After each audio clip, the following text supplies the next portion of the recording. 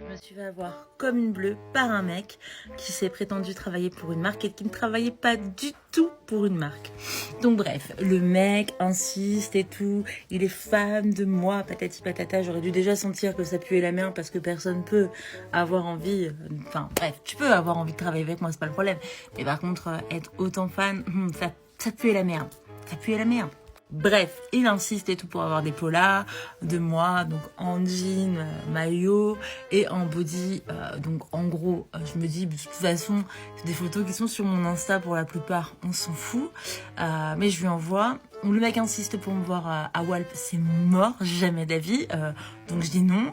Il me dit ouais, mais bon, nanani, nanana. Enfin bref, je dis non. Et donc, il finit par pas avoir ses photos. Il me dit, ouais, il y a un super truc. En gros, si tu réponds à des questions intimes, tu peux gagner un peu d'argent, machin, bidule. Et en fait, en vrai, je me dis, ça mange pas de pain, vas-y, je vais répondre aux questions et tout. Et en fait, c'est un peu osé, c'est un peu olé olé, tu vois. Et moi, j'aime pas ça. Enfin, j'aime ça dans l'intimité, mais genre pas avec des inconnus. Et même avec des amis, je suis pas... moi, je trouve que l'intimité, elle doit rester là où elle est et j'aime pas trop ça. Donc ça me gêne un peu et au fur et à mesure du temps, j'aime vraiment pas et ça me saoule en fait. Donc je lui dis, en fait, non, ça m'intéresse pas, je m'en fous des sous, ça me gonfle, j'ai pas envie. Et en fait, il insiste pas mal, mais je lâche pas l'affaire. J'ai dit que c'était terminé, que j'en avais marre de ces questions. Donc voilà. Et en fait, ce qui est vraiment le plus problématique là-dedans, c'est pas tant le fait qu'il s'est pris pour une marque, qu'il a menti, etc.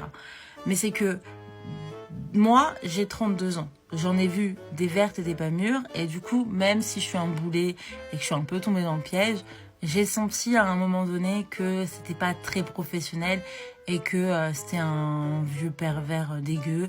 Et voilà. Mais je pense à toutes ces petites minettes qui se lancent sur les réseaux et qui, elles, n'ont pas du tout conscience du danger, qui vont potentiellement répondre, potentiellement envoyer ce genre de photos, en se disant de toute façon, ça va pas rester alors qu'il va screener. On est bien d'accord, il va screener.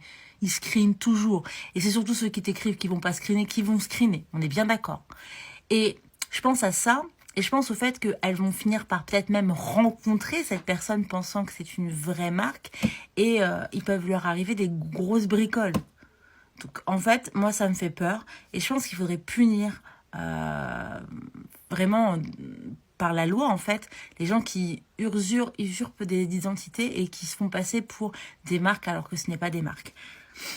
Parce que, clairement, c'est très très mal. Et je me suis fait avoir, mais j'ai su reconnaître que ça puait la merde.